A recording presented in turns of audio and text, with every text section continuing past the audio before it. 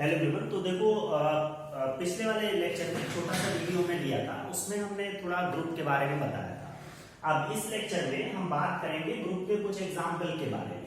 तो जो अभी हमने एग्जाम्पल जैसे जेड प्लस का लिया, आर प्लस किया, वो जनरल तरह से आप उनको समझ सकते हैं। प्रूविंग उसकी तो समझने की बात है। ऑब्जेक्टिव में तो आपको एक पॉइंट क्लियर होना चाहिए, डायरेक्ट आंसर देने होते हैं। तो एक जैसे ये बड़ा इंपॉर्टेंट सा ग्रुप का एग्जाम्पल है जिसमें ओमेगा का मतलब होता है क्यूब रूट ऑफ यूनिटी, और इसके बारे में आप जानते हैं कि ओमेगा क्यूब की वैल्यू 1 होती है और ओमेगा की वैल्यू -1 प्लस रूट 3i/2 और ओमेगा स्क्वायर की वैल्यू -1 माइनस रूट 3i/2। तो ये 1 ओमेगा ओमेगा स्क्वायर, ये जो तीन एलिमेंट का सेट है, ये कॉम्प्लेक्स नंबर के एलिमेंट है। तो ये एक अबेलियन ग्रुप बनाता है। बाद में आपको पता चलेगा कि एक साइक्लिक ग्रुप भी है। साइक्लिक ग्रुप क्यों है आगे आपको समझाएंगे। साइक्लिक ग्रुप वो ग्रुप होता है कि जिसके सारे एलिमेंट एक ही एलिमेंट की हेल्प से जनरेट हो। तो आप देख सकते हैं कि ये जो हमने लिखा है 1 ओमेगा ओमेगा स्क्वायर, इसको हम ओमेगा ओमेगा स्क्वायर और 1 को ओमेगा क्यूब लिख सकते हैं। मतलब ये अभी प्रूव हो जाएगा कि ये आपका अबेलियन ग्रुप है और ये साइक्लिक भी है। साइक्लिक के बारे में अलग से बहुत कुछ डिस्कस किया जाएगा, लेकिन साइक्लिक का मतलब होता है ऐसा ग्रुप जिसके सभी एलिमेंट एक ही जनरेटर की हेल्प से निकाले गए हों। तो हम जैसे मान लीजिए ये वाला 1 ओमेगा ओमेगा स्क्वायर का एग्जाम्पल लेके चलते हैं, तो आप पहले इसको समझते हैं कि आखिर ग्रुप कैसे है। तो ऐसे क्वेश्चंस में जहां पे लिमिटेड एलिमेंट होते हैं और इनको हम लोग कहते हैं फाइनाइट ग्रुप। ये भी ध्यान रखिएगा कि फाइनाइट ग्रुप और इनफाइनाइट ग्रुप दो तरह के ग्रुप होते हैं। तो ऐसा ग्रुप जिसमें नंबर ऑफ एलिमेंट फाइनाइट होते हैं।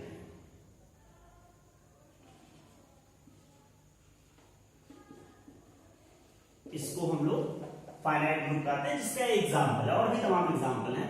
Infinite group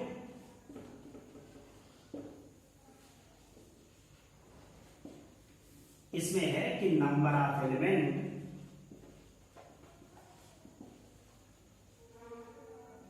elements are infinite. ठीक है। तो अब क्या होता, इसी की हेल्प से, नंबर ऑफ एलिमेंट की हेल्प से ऑर्डर ऑफ ग्रुप भी डिसाइड होता। तो भी एक छोटा सा पॉइंट है यहां पर मैं लिख देता हूं कि ऑर्डर ऑफ ग्रुप का मतलब क्या होता है। सीधा मतलब होता है कि नंबर ऑफ एलिमेंट,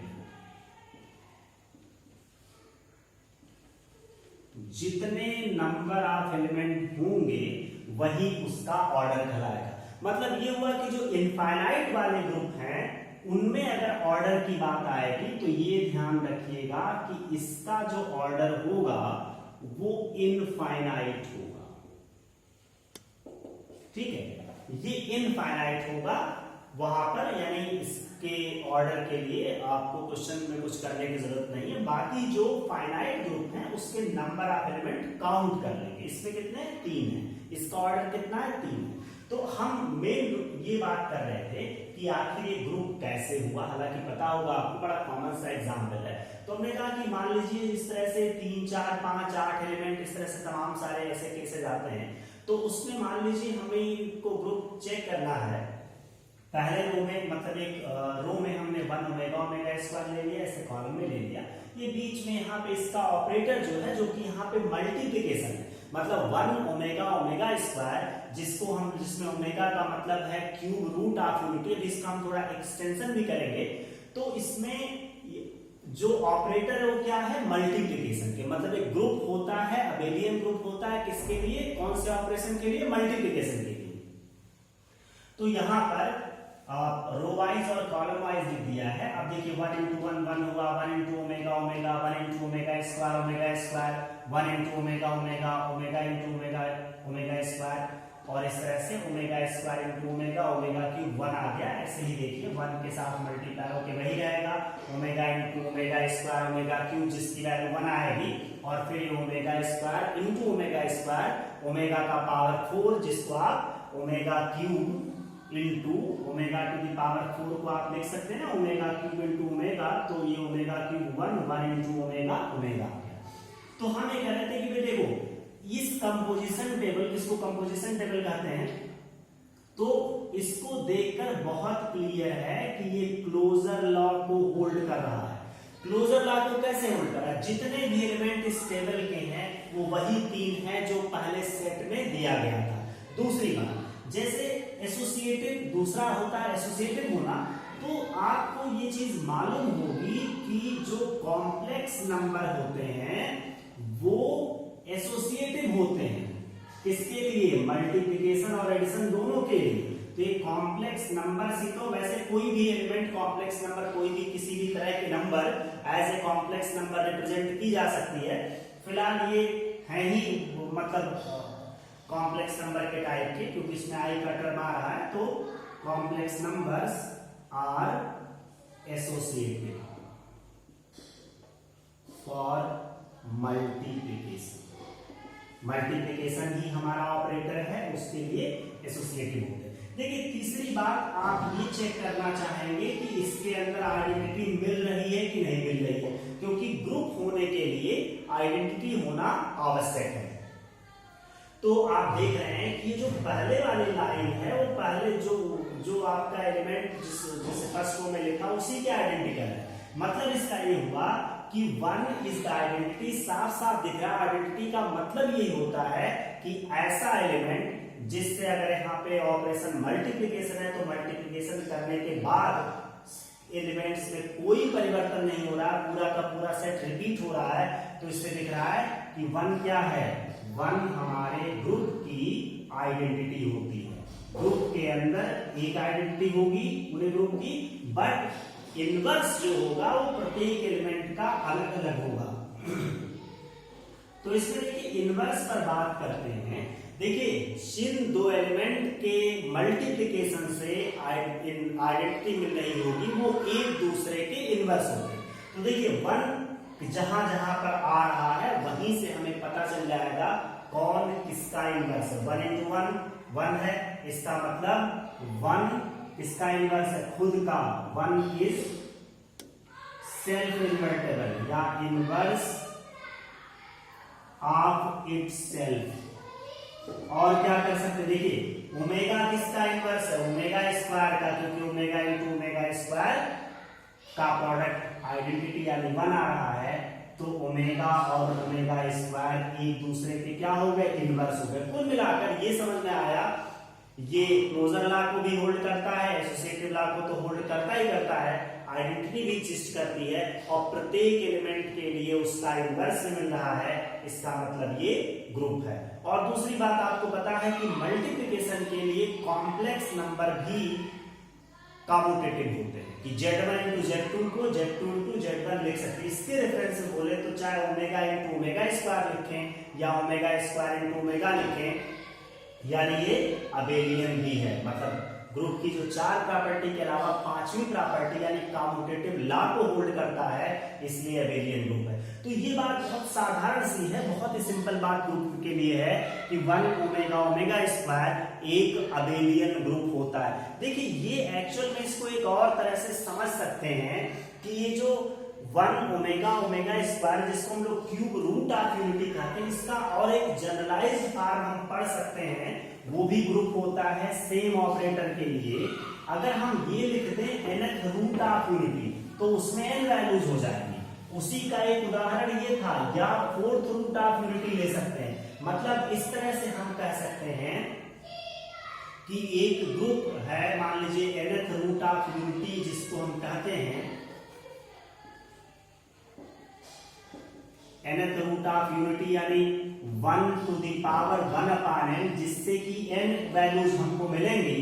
तो उन n वैल्यूज को अगर एक सेट में रखा जाएगा तो मल्टीप्लिकेशन के लिए वो हमेशा एक अबेलियन ग्रुप होते हैं। तो इसको आप कॉम्प्लेक्स नंबर की हेल्प से सिंप्लीफाई करके इसकी n वैल्यूज अलग अलग निकाल सकते हैं।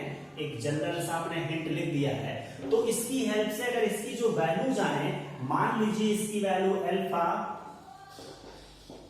अल्फा स्क्वायर, अल्फा क्यूब, इस तरह से alpha two the power n और nth रूट ऑफ यूनिटी।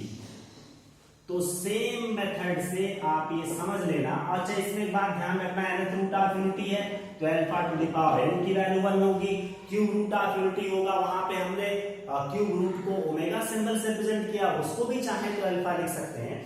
तो अब ये है कि ये जो ग्रुप बनेगा ये अल्फा, अल्फा स्क्वायर से लेकर alpha two the power n और ऑपरेटर हमारा क्या है, मल्टीप्लिकेशन। तो हमको ये समझना है कि यह भी एक अबेलियन ग्रुप होता है। ऑब्जेक्टिव के लिए सब बातें आपको डायरेक्ट ही पता होती हैं। इसी का एक एग्जांपल 1 ओमेगा ओमेगा स्क्वायर था। इसका एक और बड़ा कॉमन एग्जांपल होता है कि जैसे 1 माइनस 1 आई और माइनस आई, ये भी सेम इसी का उदाहरण है। इसमें देखिए ये सब आई के पावर में, i square, i cube, i to the power 4 भी लिख सकते हैं, सब आई के पावर में रिप्रेजेंट किए जा सकते हैं।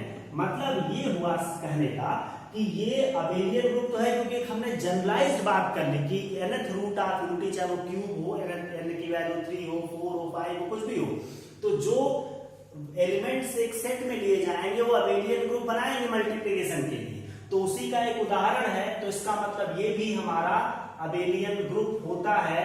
बाकी अगर किसी का इनवर्स निकालना है, आइडेंटिटी फाइंड करनी है या और सारी चीजें हैं, वो हम आराम से निकाल सकते हैं, कोई कंफ्यूजन इसमें नहीं होता है। और एक बात, जैसे अभी साइक्लिक की बात आएगी तो हमको ये समझ में आएगा जो nth रूट ऑफ यूनिटी को लेकर, चाहे n की वैल्यू 3 ले या 4 ले या कुछ और ले, तो जो ग्रुप बनता है, जो मल्टीप्लिकेटिव ग्रुप बनता है, वो हमेशा एक ही एलिमेंट से जनरेट हो सकते हैं। सारे एलिमेंट एक ही एलिमेंट की हेल्प से जनरेट हो सकते हैं और ऐसे ग्रुप को साइक्लिक कहते हैं। साइक्लिक में भी हम लोग इसके बारे में बहुत कुछ पढ़ेंगे। तो ये ऐसे ग्रुप साइक्लिक होते हैं। एक चीज सामने आ रही थी तो मैंने उसको डिस्कस कर दिया, ध्यान रखिएगा कि अगर पूरे ग्रुप को एक एलिमेंट के पावर में रिप्रेजेंट कर सकते हैं तो वो क्या होगा, साइक्लिक ग्रुप होगा। बहुत सारे थ्योरम भी आगे आपको थ्योरम्स बताए जाएंगे कि साइक्लिक ग्रुप इज अबेलियन। वो बात रहे, पहले हमको पता था कि अबेलियन ग्रुप बना रहा है, ठीक है। देखिए ग्रुप के अंदर कुछ प्रॉपर्टीज होती हैं जिनको हम थ्योरम्स भी कहते हैं। तो उन्हीं प्रॉपर्टीज पर मेनली ऑब्जेक्टिव क्वेश्चन बनते हैं, ठीक है। जैसे कुछ शुरुआती छोटी मोटी चीजें हैं जो हमको जानना चाहिए, ये प्रॉपर्टी कह लो या इसको थ्योरम कह लो। जैसे एक सिंपल सी बात है कि आइडेंटिटी और इनवर्स वो हमेशा यूनिक होते हैं। Identity of A group will be unique. मतलब ये हुआ कि किसी एक ग्रुप में दो आइडेंटिटी नहीं हो सकते। जैसे कि मान लीजिए ये वाला ग्रुप हमने लिया, इसमें 1 आइडेंटिटी है, तो इसमें ऐसा नहीं होगा कि -1 या कोई और एलिमेंट भी आइडेंटिटी हो जाए। तो इस फैक्ट का हम ध्यान रखेंगे क्योंकि डायरेक्ट इनके ऊपर क्वेश्चंस पूछे जाते हैं। ऐसे ही जितने भी एलिमेंट हैं सबका इनवर्स यूनिक होना चाहिए, है ना। मतलब ये कह सकते हैं कि इनवर्स ऑफ ईच एलिमेंट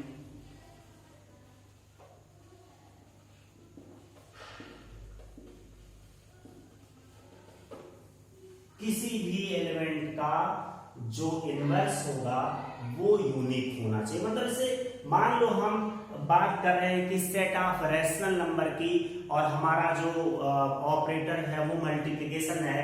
तो अगर हमसे कहा, हमने समझ लिया कि 2 का इनवर्स 1/2 है ना, तो इसका मतलब 2 का और कोई इनवर्स नहीं मिलना चाहिए, ठीक है। देखिए अब इसमें कुछ बेसिक चीजें होती हैं ग्रुप में कि जैसे किसी एलिमेंट के इनवर्स का इनवर्स आप ले लें, ठीक है, तो क्या आएगा। या जैसे इसके लिए आप देखेंगे बड़ा कॉमन सा मैट्रिक्स वगैरह में से ट्रांसपोज का ट्रांसपोज लेते हैं। तो इसी तरह से यहाँ पे इनवर्स में आप देखेंगे कि किसी भी एलिमेंट के इनवर्स का इनवर्स लेंगे तो ग्रुप थ्योरी के अंदर भी वही एलिमेंट आपको मिलेगा। और एक और छोटी सी बात आपको बताएं कि ए ऑपरेशन बी है, मान लीजिए ए बी किसी ग्रुप के एलिमेंट है और ओ उसका ऑपरेटर है, तो इसकी वैल्यू जो निकालेंगे इनवर्स ऑपरेशन बी इनवर्स ही होता है, इस बात का भी ध्यान रखेंगे। तो इस तरह की तमाम छोटी छोटी सी बातें हैं ग्रुप थ्योरी के अंदर जिनके ऊपर हमें डायरेक्टली क्वेश्चन बनते हैं। तो हम लोग धीरे धीरे इसको डिस्कस करेंगे। जो लेक्चर्स आपको मिलेंगे या फिर जो क्लासेस होती है उसमें एक एक करके सारे ही पॉइंट्स जिन पर न्यूमेरिकल आ सकता है सब डिस्कस किया जाता है। इस लेक्चर में इतना ही। Thank you.